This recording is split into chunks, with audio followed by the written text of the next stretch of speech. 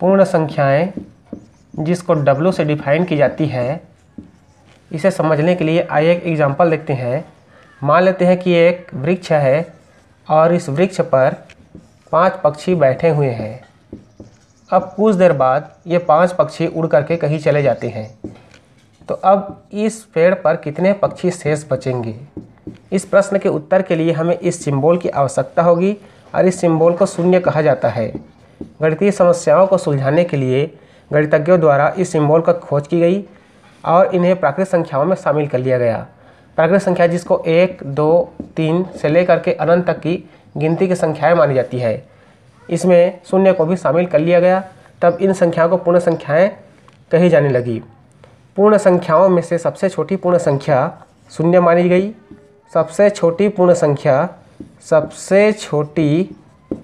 संख्या शून्य मानी गई। जिस प्रकार से हम प्राकृतिक संख्या में सबसे बड़ी प्राकृतिक संख्या नहीं बता सकते, उसी प्रकार से सबसे बड़ी पूर्ण संख्या भी नहीं बता सकते।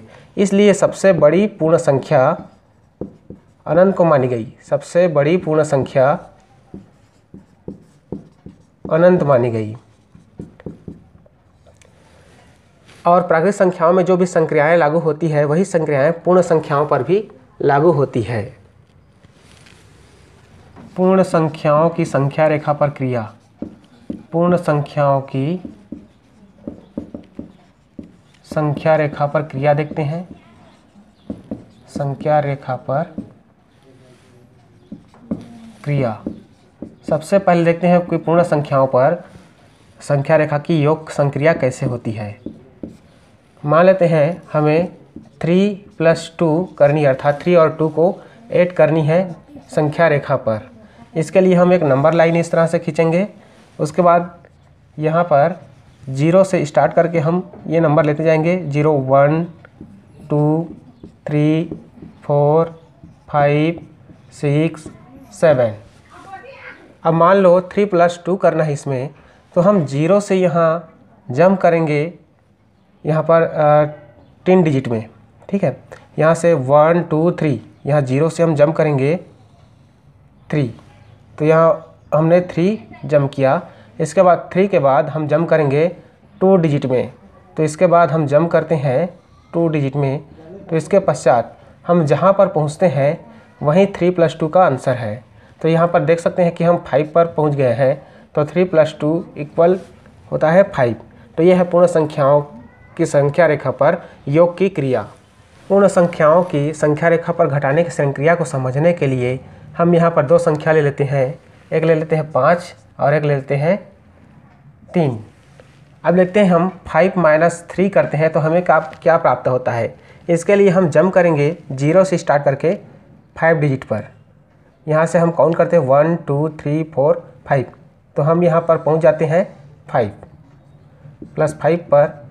अब इसके बाद हमें 5 में से -3 करनी है, तो हम यहाँ से 5 को छोड़ करके 3 डिजिट यहाँ जंप करेंगे। हमें जंप जो है बैक साइड में करनी है। तो यहाँ से हम 5 से काउंट करते हैं, 5 छोड़ करके इधर को हम काउंट करते हैं 1, 2, 3।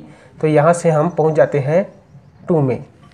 तो यहाँ से हम बैक साइड में आ रहे हैं, इसलिए यहाँ पर लिखेंगे हम -3। तो यहाँ पर 5 - 3 करने से हम जहाँ पर पहुँचे हैं वही होता है 5 - 3 का आंसर। तो हम देख सकते हैं कि 5 - 3 करने से 5 के बाद हम बैक जंप आते हैं तो हम 2 पर पहुँचते हैं। तो यहाँ पर 5 - 3 = हो जाएगा 2।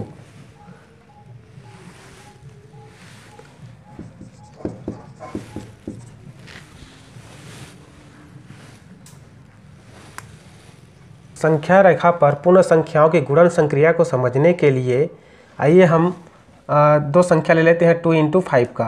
अब 2 × 5 करने से क्या आंसर आएगा, इसको हम संख्या रेखा पर चेक करते हैं। इसके लिए क्या करना है, हमें 2 डिजिट जंप करते जाना है और ऐसे हम 5 बार जंप करेंगे। उसके बाद हम 5वें बार जंप में जहाँ पहुँचेंगे वहीं 2 × 5 का आंसर होगा। तो हम 0 से स्टार्ट करते हैं और उसके बाद 1, 2, तो फर्स्ट जंप में हम पहुँच गए 2 पर।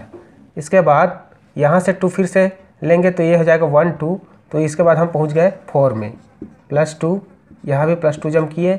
इसके बाद फिर से हम 2 डिजिट जंप करते हैं तो 5 और 6, तो यहाँ से हम पहुँच जाते हैं 6 में। फिर इसके बाद और जंप करने से हम 8 पर पहुँच जाते हैं। इसके बाद और जंप करने से हम 10 पर पहुँच जाते हैं। तो इस तरह से देख सकते हैं कि 2 × 5 करने से यहाँ पर हम पहुँच जाते हैं 10 पर। तो यहाँ से 2 × 5 का आंसर होगा 10। और हमने जंप कितने बार किए? हमने जंप किए 5 बार, 1 2 3 4 5। तो इस तरह से पूर्ण संख्याओं की संक्रिया जो कि गुणन संक्रिया है संख्या रेखा पर इस तरह से की जाती है। पूर्ण संख्याओं की संख्या रेखा पर भाग की संक्रिया देखते हैं। इसके लिए हम ले लेते हैं एक क्वेश्चन 12 डिवाइडेड बाई 3। अब संख्या रेखा पर इसको सॉल्व करके देखते हैं। इसके लिए हम एक संख्या रेखा ले लेते हैं और इसमें नंबर को लिख लेते हैं।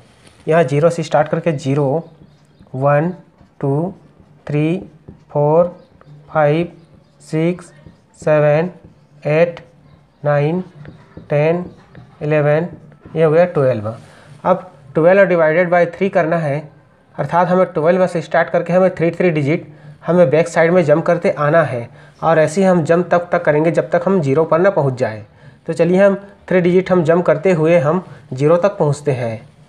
तो यहाँ 12 से स्टार्ट करके 1 2 3, तो हम बैक साइड में जंप करते हैं तो हम पहुँच जाते हैं 9 में, और इसको हम लिखेंगे -3। इसके बाद 9 से हम जंप करते हैं 3 डिजिट तो हम पहुंच जाते हैं 1 2 3 अर्थात 6 पर। ये हो जाएगा -3, इधर जंप किए। फिर बैक साइड में जंप करते हैं तो हम पहुंच जाते हैं 3 में। फिर 3 से अगेन हम जंप करते हैं तो हम पहुंच जाते हैं 0 पर। तो इस प्रोसेस में हमने कितने बार जंप किया, वही 12 डिवाइडेड बाई 3 का आंसर होगा। तो हम कितने बार जंप किए इसको हम काउंट कर लेते हैं। ये हो गया 1, ये हो गया 2, ये हो गया 3, ये हो गया 4। तो 12 डिवाइडेड बाई हो जाएगा, हमने कितने बार जंप किया? 4 बार जंप किया। तो इस तरह से 12 डिवाइडेड बाई 3 इक्वल होगा 4। तो इस तरह से पूर्ण संख्याओं की संख्या रेखा पर भाग की संक्रिया इस प्रकार से की जाती है। संख्याओं में अंकों के जातीय और स्थानीय मान को समझने के लिए सबसे पहले जान लेते हैं कि जातीय और स्थानीय मान क्या होती है। तो संख्याओं में अंकों का स्थानीय मान, अंकों के आंकिक मान को जातीय मान कहा जाता है, जबकि स्थानीय मान संख्याओं में जिस अंक की हम स्थानीय मान ज्ञात करना चाहते हैं वह कौन से स्थान पर है, वह उस अंक का स्थानीय मान कहलाएगा, जबकि जातीय मान संख्याओं के आंकिक मान होती है। तो यहाँ पर हम एक एग्जाम्पल ले लेते हैं। एग्जाम्पल में हम देखते हैं 579 में संख्या 7 का स्थानीय एवं जातीय मान क्या होगी। स्थानीय एवं जातीय मान हम ज्ञात करके देखते हैं। तो यहाँ पर संख्या 7 का जातीय मान हो जाएगा, संख्या 7 का जातीय मान होगा 7, क्योंकि संख्या 7 का आंकिक मान भी 7 ही है। अब देखते हैं स्थानीय मान। तो हम संख्या 579 में 7 कौन से स्थान पर है उसको हम देख लेते हैं। तो हम यहाँ देख सकते हैं कि 9 जो है इकाई के स्थान पर है, और 7 दहाई के स्थान पर है, और 5 सैकड़े के स्थान पर है। तो चूंकि हमें 7 का स्थानीय मान ज्ञात करनी है, इसलिए यहाँ पर लिखेंगे हम 7, फिर उसके बाद यहाँ पर गुणा का चिन्ह लगा देंगे। और 7 कौन से स्थान पर है, तो इकाई दहाई, तो दहाई मतलब होता है 10, तो 7 में हम 10 का गुणा करा देंगे तो ये हो जाएगा 70। तो इस तरह से 7 का स्थानीय मान हो जाएगा 70। इसी प्रकार से किसी भी संख्या में किसी भी अंक के जातीय एवं स्थानीय मान को ज्ञात की जा सकती है। परवर्ती एवं पूर्ववर्ती संख्याएं, किसी संख्याओं के परवर्ती संख्या या फिर पूर्ववर्ती संख्या क्या होगा, ये जानने के लिए आइए समझते हैं परवर्ती संख्या और पूर्ववर्ती संख्या किसे कहते हैं। तो सबसे पहले देख लेते हैं हम परवर्ती संख्या। परवर्ती संख्या जिसे उत्तरवर्ती संख्या या फिर अनुवर्ती संख्या भी कहते हैं, उत्तरवर्ती संख्या या फिर अनुवर्ती संख्या भी कहते हैं, जिसका अर्थ होता है बाद वाली संख्या, बाद वाली संख्या। जबकि पूर्ववर्ती संख्या का अर्थ होता है पहले वाली संख्या। पूर्ववर्ती संख्या का अर्थ होता है पहले वाली संख्या।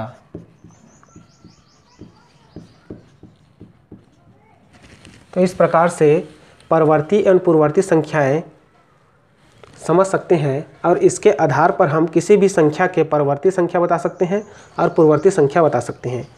जैसे मान लो हमें संख्या 5 की पूर्ववर्ती संख्या बतानी है, तो संख्या 5 की पहले वाली संख्या हो जाएगी 5 की पूर्ववर्ती संख्या, तो 5 की पूर्ववर्ती संख्या क्या हो जाएगी, 4 हो जाएगी। या फिर हम ऐसे भी कह सकते हैं कि किसी संख्या की परवर्ती संख्या उस संख्या में 1 घटाने से प्राप्त होती है। ठीक इसी प्रकार से संख्या 5 की परवर्ती संख्या, परवर्ती अर्थात बाद वाली संख्या, 5 की बाद वाली संख्या हो जाएगी 6। इसको इस प्रकार से भी ज्ञात कर सकते हैं कि किसी संख्या की परवर्ती संख्या उस संख्या में 1 जोड़ने से प्राप्त होती है। तो इस तरह से हम देख सकते हैं कि 5 में से 1 घटाने पर उसकी पूर्ववर्ती संख्या 4 प्राप्त होती है और 5 में से 1 जोड़ने पर उसकी परवर्ती संख्या 6 प्राप्त होती है। तो इसी प्रकार से किसी भी संख्या की परवर्ती एवं पूर्ववर्ती संख्याएं ज्ञात की जा सकती है।